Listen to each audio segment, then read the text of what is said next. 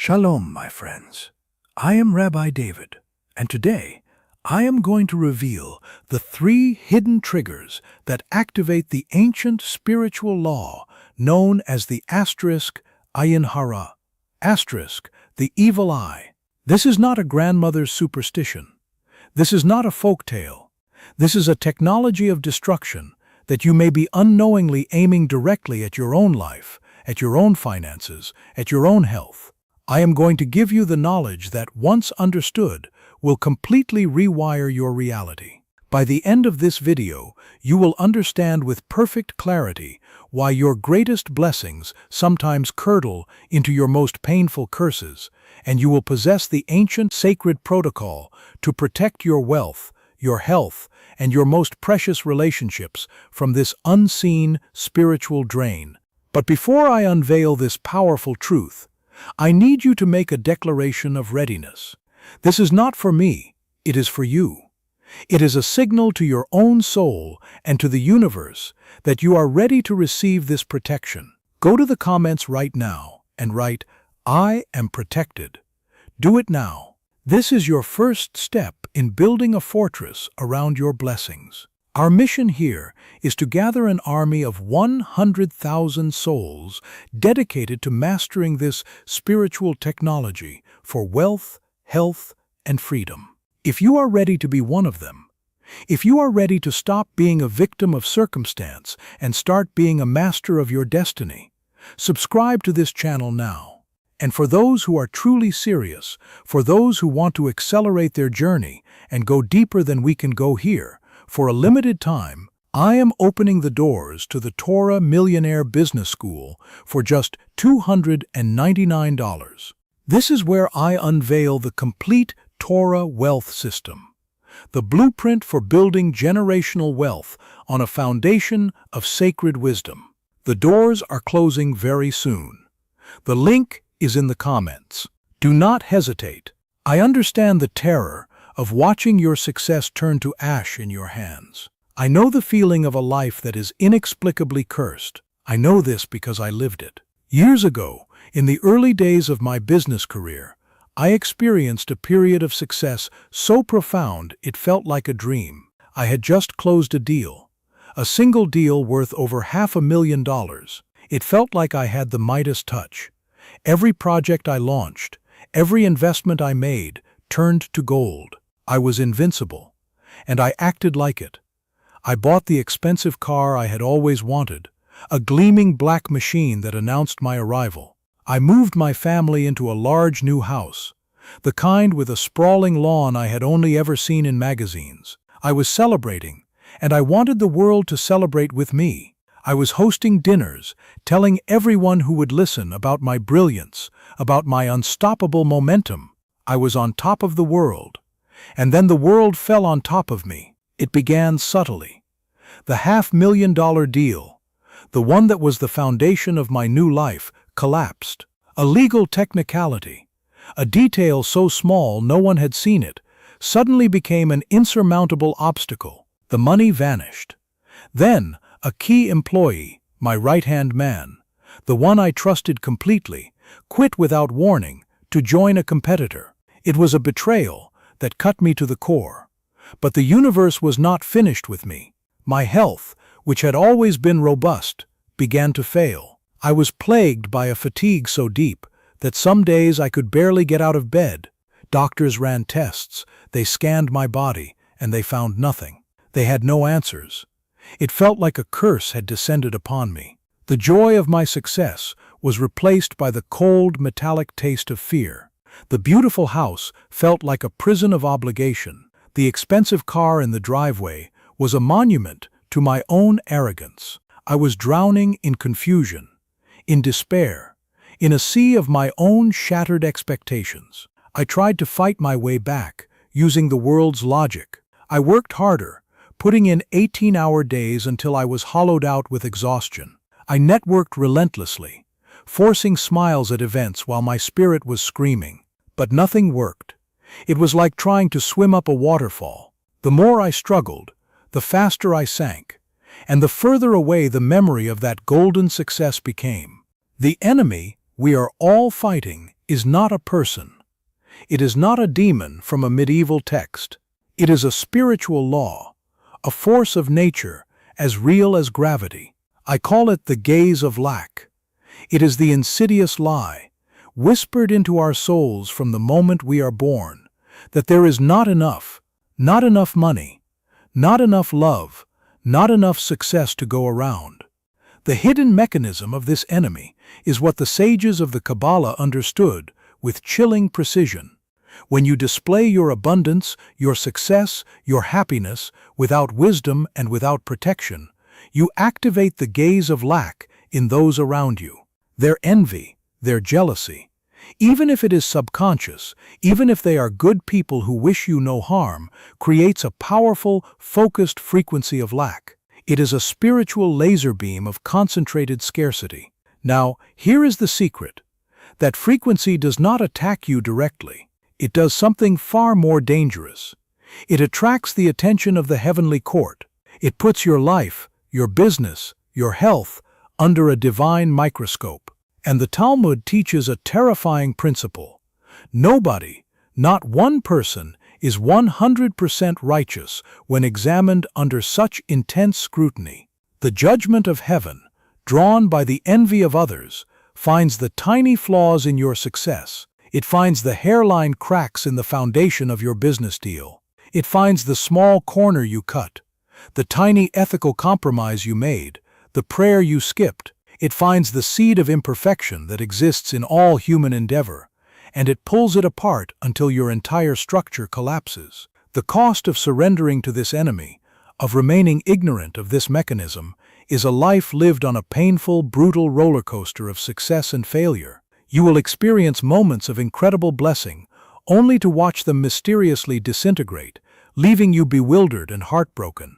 You will never build lasting wealth, lasting health, or lasting joy, because you will never understand the spiritual law that governs why your blessings simply don't last. But what if I told you that the code to defeating the gaze of lack, the blueprint for protecting your blessings, was embedded in the Torah thousands of years ago? What if the secret was not hidden in some obscure text, but in one of the most famous stories ever told? In the book of Genesis, chapter 37, we find the story of Joseph. His father Jacob loves him more than his other sons and gives him a gift to signify this unique status, a asterisk, ketonet pasim asterisk, a coat of many colors. The Kabbalists teach that this coat was not merely a piece of clothing. It was a vessel of spiritual light. It represented a unique blessing, a unique destiny, a unique connection to God. Joseph's mistake was not in receiving the blessing. His mistake was in how he carried it. He didn't just wear the coat, he flaunted it. He paraded it before his brothers, a constant, vibrant reminder of his elevated status. And it gets worse. He then tells them of his dreams, dreams in which their sheaves of wheat bow down to his, dreams in which the sun, moon, and stars bow down to him. He wasn't just sharing a dream, he was broadcasting his future dominion over them. In that moment, Joseph triggered the gaze of lack in his 10 brothers with the force of a tidal wave. Their envy, the Torah tells us, was so profound that they could not even speak a peaceful word to him. And that envy, that concentrated frequency of lack, did not just make them angry. It activated a chain of cosmic judgment. It set in motion the events that led to him being thrown into a pit, sold into slavery, and torn away from his father and his destiny. He invited the judgment upon himself through his own spiritual immaturity. This is not just a story. It is a divine lesson. The great sage Rabbi Yehoshua, in the 2nd chapter of Pirkei Avot, The Ethics of the Fathers, gives a stark warning. He lists 3 things that put a man out of the world. One of them is an asterisk ayin hara, asterisk, an evil eye. The commentators explain this is a two-way street. It is not just the person who asterisk gives asterisk the evil eye, who is engaged in destruction. The person who asterisk attracts asterisk the evil eye, the one who invites the gaze of lack through their own actions, is an active participant in their own downfall. They are handing the universe the ammunition to be used against them. That night, sitting in my office, surrounded by piles of unpaid bills and letters from lawyers, the story of Joseph struck me like a bolt of lightning. I was reading the ancient words, but they were telling my modern story. I was Joseph. My gleaming black car was my coat of many colors. My constant talk of the $500,000 deal, my public celebrations, my feeling of invincibility, these were my dreams of dominion. I had not just enjoyed my success, I had flaunted it. I had wrapped myself in it and paraded it before a world drowning in its own sense of lack. I had, with my own hands, invited the gaze of lack. I had voluntarily placed my life under the microscope of heaven, and my imperfections were being magnified into catastrophes. The realization was both devastating and profoundly liberating. It wasn't a random curse. It wasn't bad luck. It was a consequence. It was a spiritual law that I had violated out of ignorance. And if it was a law, it could be understood. If it was a law, it could be followed. I stopped blaming the world. I stopped blaming my former employee. I stopped blaming God. I took responsibility. That night, I made a decision. I would no longer be Joseph, the arrogant dreamer. I would become Joseph, the wise administrator. I began to practice what I now call spiritual concealment. It was a radical shift. I stopped talking about my business deals with anyone except my wife and my most trusted advisor. When people asked how I was doing, I gave vague, humble answers. I sold the expensive car. I began to focus my energy not on celebrating my wins in public, but on expressing gratitude for them in private. The storm did not cease overnight. The bills did not magically disappear, but the downward spiral stopped. The feeling of being cursed lifted, replaced by a quiet sense of control. Slowly, methodically, stability returned. A new kind of success began to build, a success that was quieter, deeper, and more sustainable. It was a success that was protected. Now, let me give you the practical application. Let me give you the spiritual technology to protect your own blessings. I call it the 3 gates of protection. These are the 3 primary ways we trigger the gaze of lack, the 3 main doors through which we invite the evil eye into our lives. If you can learn to guard these gates, you will build a fortress around your prosperity. Asterisk, asterisk. Gate number 1 is the gate of the tongue. Asterisk, asterisk. This is the most common and the most dangerous trigger. This is boasting. This is bragging. This is the casual mention of your 6-figure income. This is the accidental flash of your new designer watch. This is the long post on social media about your perfect 5-star vacation to a tropical island, complete with 20 photos of your perfect family. When you do this, you are not sharing joy. You are broadcasting your coat of many colors to a world of people who may be struggling to pay their rent, who may be dealing with a sick child, who may be trapped in a job they despise. You are screaming, "Look at me! Look at what I have that you do not." The protocol to guard this gate is what I call strategic silence. Asterisk, asterisk. This does not mean you can never celebrate your success. It means you must be strategic about who you celebrate with. You must create what I call a council of joy. This is a small, carefully selected group of people. Maybe your spouse, your mentor, a trusted friend, who you know, without a shadow of a doubt, genuinely celebrate your success. Their joy for you is pure. With them, you can share your biggest wins. But for everyone else, for your colleagues, your neighbors, your followers on social media, you practice strategic silence. You are humble, you are vague, you are discreet. Let me tell you about a student of mine, Michael. Michael is a brilliant real estate agent. For years, he was on the success-failure roller coaster. He would close a massive deal, something worth millions, and immediately post the picture of the house, the smiling clients, and the commission check on all his social media. He felt he needed to, for his marketing. But without fail, for the next 2 or 3 months, his pipeline would mysteriously dry up. the phone would stop ringing. He was in a constant state of boom and bust. He came to me, and I taught him this principle. He stopped posting his wins. He shared them only with his wife and his partner. His income did not decrease. It stabilized. And then it grew. It grew by 40%. In the first year, he implemented strategic silence. Why? Because the devastating bust cycle that always followed the boom had finally ended. He was no longer inviting judgment on his own success. Asterisk. Asterisk. Gate number 2 is the gate of the perfect picture. Asterisk. Asterisk. This is the subtle cousin of boasting. This is the trigger of inauthenticity. In our world of social media, this has become an epidemic. It is the projection of a flawless, curated life. It is the family photo where everyone is perfectly dressed, perfectly smiling, with a caption about how blessed you are, with no mention of the screaming fight you had in the car on the way to the photo shoot.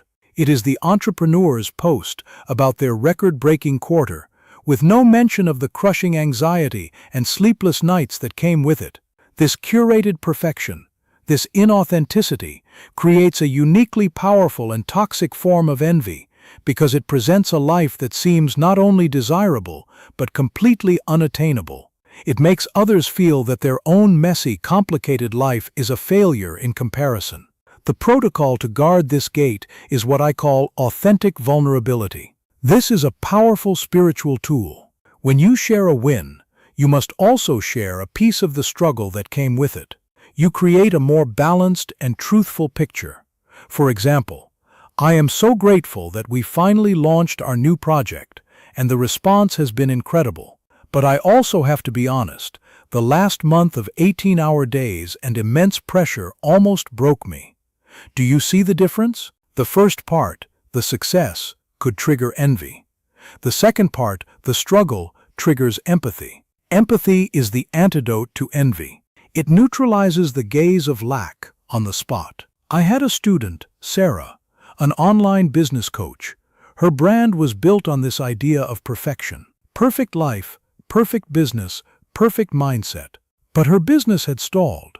Her engagement was low, and she felt disconnected from her audience. I challenged her to practice authentic vulnerability. She was terrified. It went against everything she had built, but she did it. She wrote a long post about a major launch that had failed miserably a year earlier, and the painful lessons she had learned from it. The response was explosive. Her engagement tripled overnight. People wrote comments like, "Finally someone being real. Thank you for sharing this." Her revenue doubled in the next 6 months. Why? Because people don't connect with perfection. They connect with authenticity. She had stopped triggering envy and started building trust. Asterisk. Asterisk. Gate number 3 is the gate of false humility. Asterisk. Asterisk.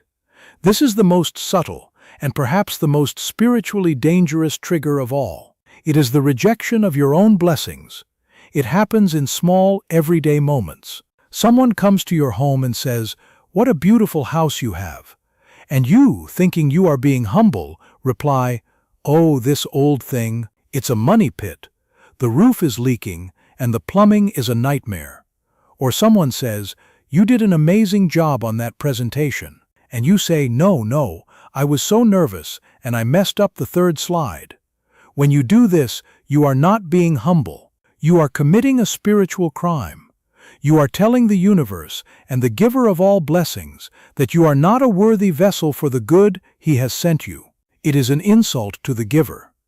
It is like receiving a beautiful gift and immediately pointing out its flaws to the person who gave it to you. This act of rejection sends a powerful signal to the heavenly court that you do not value your blessings, and the sages teach that a blessing that is not valued will eventually be taken away. The protocol to guard this gate is what I call grateful acceptance. Asterisk. Asterisk. When someone gives you a compliment, when they acknowledge a blessing in your life, the correct response is simple, warm, and powerful. It is, "Thank you." That's it. You don't deflect. You don't diminish.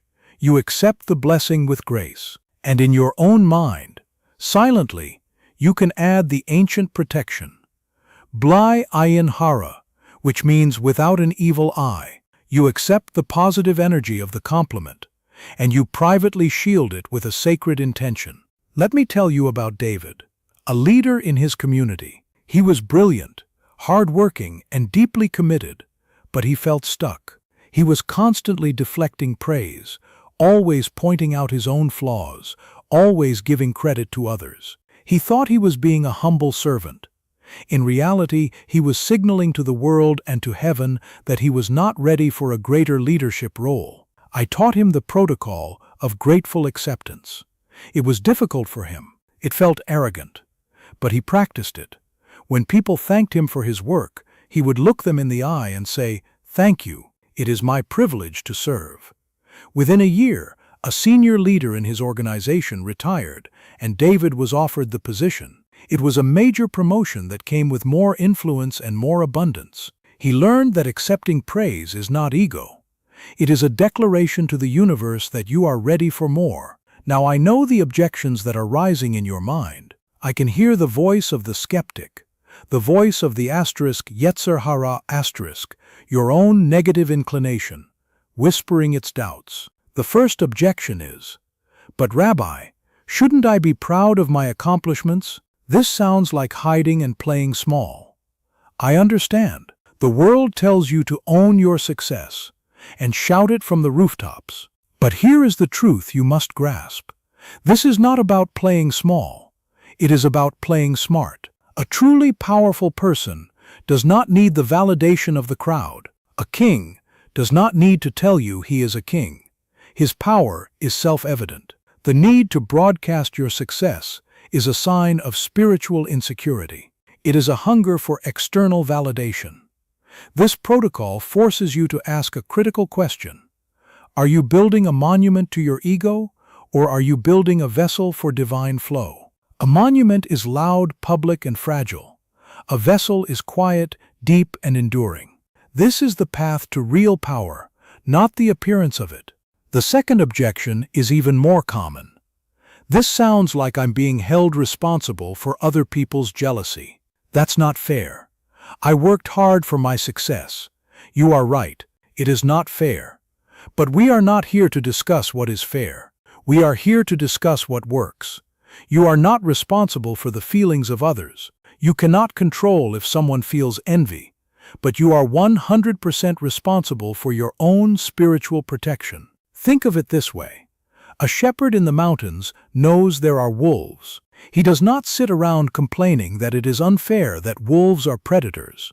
He does not try to reason with the wolves. He accepts the reality of the danger, and he builds a strong fence for his sheep. The 3 gates of protection. This is your fence. It is not about fairness. It is about wisdom. It is about taking responsibility for the safety of the blessings you have been given. So here is my challenge to you. Information without implementation is useless. It is a dead seed that will never bear fruit. For the next 21 days, I challenge you to what I call a concealment fast. For 21 days, you will commit to guarding the 3 gates. Here are your 3 immediate, non-negotiable actions. First, for 21 days, you will post no material wins, no boasts, no perfect pictures on any social media platform. You will starve your ego of public validation. Second, you will find one opportunity during these 21 days to practice authentic vulnerability. You will share a struggle with someone you trust, connecting on a human level, not from a place of curated perfection. Third, for the next 21 days, every single time you receive a compliment, you will resist the urge to deflect it. You will look the person in the eye. You will say a simple and heartfelt thank you, and you will silently add the protection, Bly Ayin Hara, asterisk. And here is a bonus tip for those who want to go even deeper. Sometime this week, sit down and read the story of Joseph, starting in Genesis chapter 37. Read it slowly. See yourself in the story. Identify your own coat of many colors. What is the blessing in your life that you have been flaunting out of spiritual immaturity? Awareness is the first step to transformation. And now, I want to end with a blessing. I want to send you from this place with not just information, but with a shield of spiritual light. May you be blessed with the wisdom to protect your blessings, to cherish them in the quiet chambers of your heart. May your abundance be like a quiet, deep river that nourishes everything it touches, not a loud, shallow flood that destroys everything in its path. May you learn the profound power of concealment and the deep, unshakable joy of a success that is protected by heaven itself. I am praying for you. I am praying for your success and for your wisdom to keep it. Shalom.